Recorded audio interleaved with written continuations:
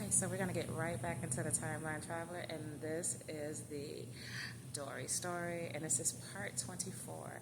So we last left off with Dori checking in with Miracle and finding out that Officer Tony was still sitting outside of her house. What the? Yeah, we're going to start there. So the moment Dori got off the phone, she looked over at Toki and said, I have to take you back to the restaurant. My friend Miracle is in danger. Officer Tony is still sitting outside of her house and he's just stalking her, and she said he's out there unraveling and smoking cigarettes. Toki, what? He said, listen, let me call my mother and I'll go over there with you because she said, are you sure? Because your mother gets out like in an hour or so. Like, I don't want to leave her hanging, Toki. I promise you, my mother will be fine. Trust me. So he picked up the phone and put a speaker on, and he called his mother, and he waited until she picked up. And hey, Ma, yeah, this is Toki. Yeah, I know you know. He said, listen here. I got something that came up, and I don't think I'll make it back in time to help you close tonight. And oh, that's fine, boy. This is my business. I know what is going on over here. Okay, so that's perfectly fine. Well, what are you up to now? What's going on? Are you still with Dori? Yeah. As a matter of fact, I am with Dori, but something came up, and I feel like I want to help her kind of take care of it. Oh, okay, sure. Well, you behave yourself with this one and don't go too fast with her. I actually really like her. Oh, okay. Ma, she can hear you. Oh, okay. Well, that's good. Hi, Dori. And Dori smiles and, hi, how are you? Oh, I'm well, girl. She said, well, you guys enjoy the rest of your evening and you guys behave yourselves. And, all right, well, it was a good talking to you. So, Dori, well, have a good night. So he takes the speaker off and he's like, okay, Ma. Yeah, I will see you tomorrow. All right, I love you too. All right, bye-bye. So Dori was standing there smiling and she said, so, your mother likes me, huh? And he's like, I just found that out just today, just right now, just when she said it. Sure, you just found that out today, right now, when she said it. Uh-huh, yeah. Well, don't get all big-headed. I mean, it's okay. I mean, I guess she likes you. I mean, listen, we need to get over to Miracle's house. You're right. You're absolutely right. So she grabs her bag and grabs her keys, and they head downstairs, and they make it to the door. And she unlocks the door and go and get in the car, and they wasn't too far away. So Miracle lived about maybe 15 minutes away. So they pulled right up into her driveway, finally. And when they pulled up into the driveway, Officer Tony, once he seen a car pull up into her driveway, he's smoking his cigarette. So he's like, I knew she was a hoe. Who is this coming into her parking lot? I knew this girl was sleeping around in these streets. I told him she wasn't that classy woman like he thought she was. He's smoking his cigarettes. He knew she wasn't classy. He knew she was a lady of the night. So he watched, but then he seen two people get out of the car. Then he started squinting his eyes to see who it was. Then he realized. He said, what the hell is this nigga doing here? He looked at Dori. He said, hey, these folks minding my business. Listen up there, minding my business. So here go Dori with her key. She pulls her key out, goes right into the apartment. Right then and there, Miracle ran and gave her a hug, and it was like she was shaking. Dori just held her. It's okay, girl. We're here now. Everything's gonna be okay. So Toki said, well, where's this car? Where are you? I didn't see anybody out there.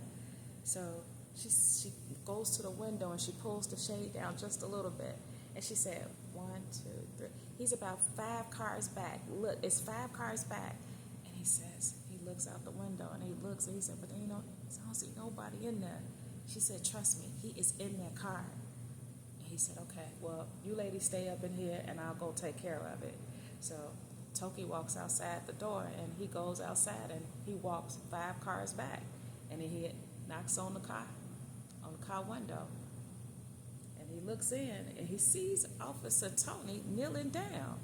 And he knocks on the window. He said, man, sit your ass up and talk to me, man. What's going on, man? So he rolls the window down, and he said, look, Tony, what's going on? Why is you sitting out this lady's house? He said, look, don't get arrested. You trying to play tough in front of these ladies. But I know you ain't really as tough as you say you are. Don't come out here trying to check me for these brides. He said, man, you got to have some respect. These are ladies. Psst, you don't know a lady. You don't know what a lady is. Listen, Tony, do yourself a favor and pull off. He said, please, man, do yourself a favor and pull off. I know you probably upset about something. I don't know what you're mad at, brother, but you need to pull off.